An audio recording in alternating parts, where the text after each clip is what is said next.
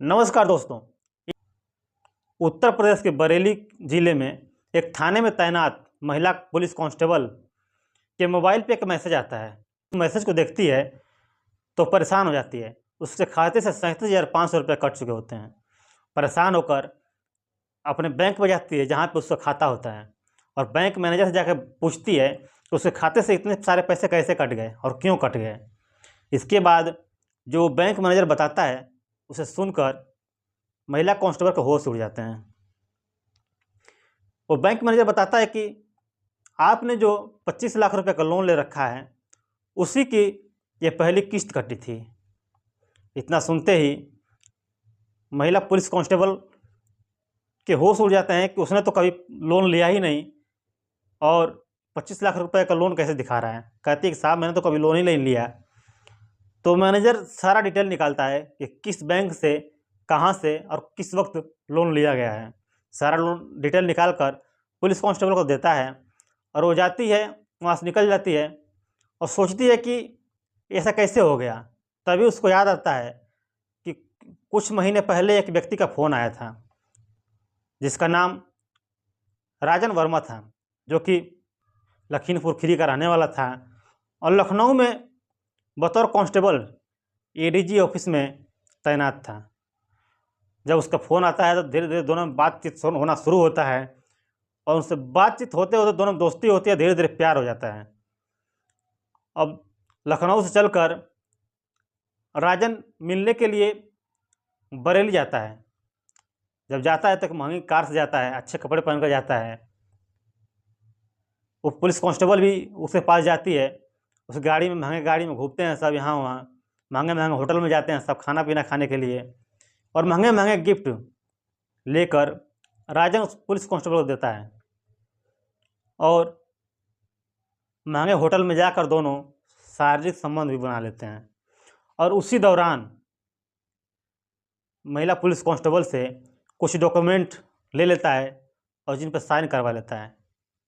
इसके बाद वहाँ से चला जाता है और लखनऊ से ही उस महिला पुलिस कांस्टेबल के नाम से एक कार भी ले लेता है और उस पुलिस कांस्टेबल के नाम से ही 25 लाख रुपए का लोन भी ले लेता है, जिसकी वो पहली किस्त कटी थी, जिसको देखकर वो महिला पुलिस कांस्टेबल घबराई थी। अब इसके बारे में वो जाकर वो बरेली के एक थाने में राजन वर्मा के खिलाफ एफआईआर करती है और पुलिस इस केस को सीरियसली लेती है, छानबीन करना शुरू करती है। 13 जुलाई 2024 को उस महिला कांस्टेबल ने राजन के खिलाफ एफआईआर किया था और 3 सितंबर 2024 को बरेली के सेटेलाइट बस स्टैंड से राजन को गिरफ्तार किया जाता है।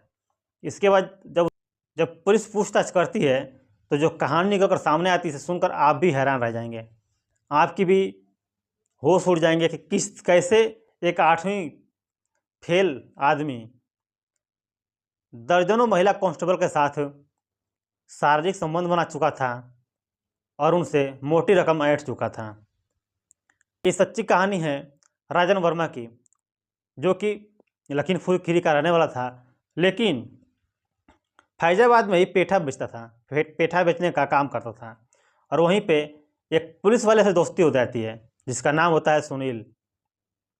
दोनों में धीरे धीरे काफ़ी खास दोस्ती हो जाती है, काफ़ी अच्छी दोस्ती हो जाती है।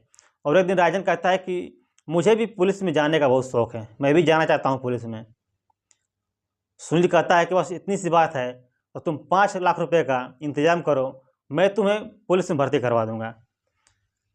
अब ये 8वीं फेल राजन कहता है कि मैं तो 8वीं पास नहीं कर चुका हूँ और कैसे हो पाएगा।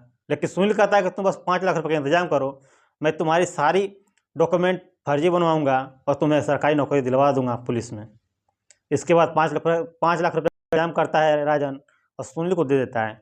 इसके बाद कुछ ही दिनों के अंदर सुनील ने पुलिस की वर्दी, जूते, डंडे और आई कार्ड तक का इंतजाम करता है और राजन को लेकर दे देता है। राजन से कहता है कि तुम्हारी पोस्टिंग मेलों में होगी, जहाँ भी मेले लगेंगे वहाँ पे सुरक्षा की जिम्मेदारी तुम्हारी रहेगी, वहाँ पे तुम्हारी ड्यूटी रहेगी। अब इस तरीके से जगह जगह 3 महीने तक ड्यूटी करता है राजन, जिसको महीना शुरू होते ही पिछले महीने की सैलरी भी आ जाती है। लेकिन तीसरा जब महीना आता है तो उसको समझ में आ जाता है कि उसके साथ धोखा हुआ है। वो कहीं पुलिस की नौकरी नहीं कर रहा है, सरकारी नौकरी नहीं कर रहा है, उसको बेवकूफ़ बनाया गया है। इसके बाद वो जाता है और थाना में जाकर सुनील के खिलाफ़ एफआईआर करता है और उसके खिलाफ़ जांच पड़ताल शुरू होता है। लेकिन वहाँ से निकलता है और चला जाता है यूपी के मुरादाबाद। और मुरादाबाद जाता है तो पुलिस के तौर तरीके पहले सीख चुका होता है, 3 महीने तक ड्यूटी भी कर चुका होता है। इस वजह से, और उस वक्त लॉकडाउन का समय था, जिस जिस वक्त सबको मास्क लगाना अनिवार्य था। और वर्दी पहनकर निकल जाता है और जिसको भी देखता है मास्क के बिना, उससे पैसे वसूलना शुरू कर देता है। और एक दिन एक पुलिस वाला राजन को पकड़ लेता है। उससे पूछता है कि तुम्हारी पोस्टिंग कहाँ पे है, तुम कहाँ पे तैनात हो। सारी बात बताता है, लेकिन वो झूठ निकलता है। और वो पुलिस वाला उसको कोर्ट में पेश करता है, जहाँ से 2-3 महीने तक राजन को जेल में रहना पड़ता है। इसके बाद जेल से निकलता है तो वर्दी को ही अपना धंधा बना लेता है और वहाँ से सीधा लखनऊ चला जाता है।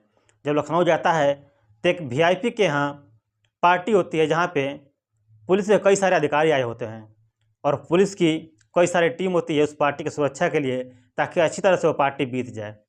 पार्टी बीतती है, पार्टी ख़त्म होती है। इसके बाद राजन पुलिस कांस्टेबल को वर्दी पहनता है और अधिकारियों के पास जाकर सेल्फी लेने लगता है। सेल्फी लेता है, फ़ोटो खींचता है और तभी एक महिला कांस्टेबल की नज़र राजन के ऊपर पड़ती है। राजन काफ़ी हैंडसम होता है। अब दोनों में बात विचार शुरू होता है। वो महिला कांस्टेबल अपना नाम बताती है कि मेरा नाम शालिनी कटियार है और मेरी पोस्टिंग गोमती शहर में है। इधर से राजन ने बताता है अपना नाम और अपनी पोस्टिंग बताता है कि लखनऊ में ही एडीजी कार्यालय में मेरी पोस्टिंग है। अब दोनों में धीरे धीरे बात विचार शुरू होता है, धीरे धीरे दोस्ती होती है और दोस्ती कब प्यार में बदल जाती है दोनों को पता भी नहीं चलता है। इसके बाद दोनों फिजिकल भी हो जाते हैं। इसके बाद दोनों शादी कर लेते हैं। शादी के कुछ ही दिनों बाद शालिनी को पता चलता है कि जिससे उसने शादी की है, राजन वर्मा, कोई पुलिस वाला नहीं है, बल्कि वो फर्जी पुलिस वाला है। सिर्फ वर्दी पहन कर बाहर निकलता है और ठगी का काम करता है।